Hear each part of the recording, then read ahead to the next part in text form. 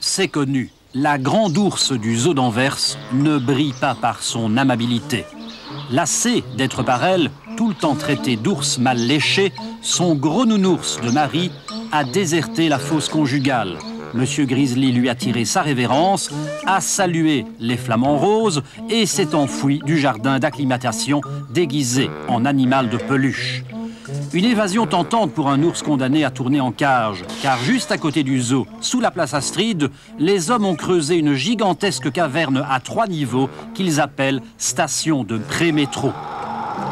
Tous les animaux du zoo s'en souviennent. Les travaux commencés en 1976 les ont empêchés de dormir pendant 4 ans. Mais depuis 1980, c'est le silence. La grotte de béton est vide et ne sert à rien. À Anvers, les humains ont d'ailleurs construit 13 autres stations qui sont dans le même sinistre état. Celle-ci, au moins, est égayée par des peintures rupestres. Trop bête sans doute, Teddy a beau se creuser, il ne comprend pas pourquoi depuis 20 ans les Homo sapiens font des trous partout sous la ville de Brabo. Plus de 11 km de tunnels totalement vides ont été creusés. Ce qui fait marrer aussi le plantigrade, ce sont les techniques surprenantes des hommes pour construire ces souterrains.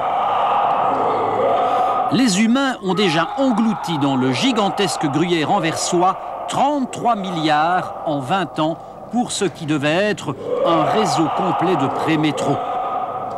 Il se gondole, le Grizzly, quand il parcourt ces kilomètres de tunnels vides, alors que, juste au-dessus, en surface, les trams roulent dans le trafic. Remarquez, le nounours fugueur est content. Un peu partout, des cages baptisées bouches de métro par les indigènes lui permettent de venir respirer à l'air libre tout en amusant le public. Ailleurs, on voit des trams rouler en site propre, qui passent sans problème au-dessus du grand ring, mais sous celui-ci, un tunnel a quand même été creusé. Invisible, il continue beaucoup plus loin. S'il ne sert à rien, il amuse beaucoup Teddy. Surprise quand même. Au détour d'un souterrain, un petit tram. C'est donc ça, le pré-métro des mammifères supérieurs. Notre ours est ravi de pouvoir enfin s'asseoir dans un transport en commun, épuisé qu'il est par plus de 11 km de marche sous terre et la visite de 14 stations vides. Mais à nouveau, le Grizzly se sent trop bête pour comprendre le génie de l'homme. Pourquoi donc ont-ils construit de gigantesques stations avec d'immenses quais pour des trams minuscules? Mystère. Et ces couloirs sans fin, il ne faut pas avoir peur de perdre sa peau d'ours pour s'y aventurer le soir. Grâce à un plan, Nounours commence à y voir un peu plus clair. Sur les 27 stations prévues en 1970, 3 ont été ouvertes en 75, 2 autres mises en service en 80.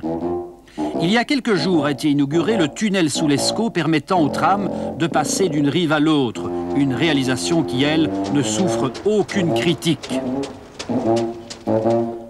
Aujourd'hui, sur les 16 km prévus il y a 20 ans, le pré-métro d'Anvers n'en compte que 4 et il a coûté 33 milliards. Même si Nounours y met beaucoup du sien, les Anversois peuvent toujours danser. Rien n'indique que le moindre centimètre de nouveau pré-métro s'ouvrira dans un avenir prévisible. Il faudra encore collecter de 10 à 12 milliards pour mettre en service 11 km de tunnels déjà réalisés. Or, à Anvers comme ailleurs, on a aménagé en surface des sites propres pour les trams. Pauvre bête, elle ne comprendra jamais rien à la logique humaine.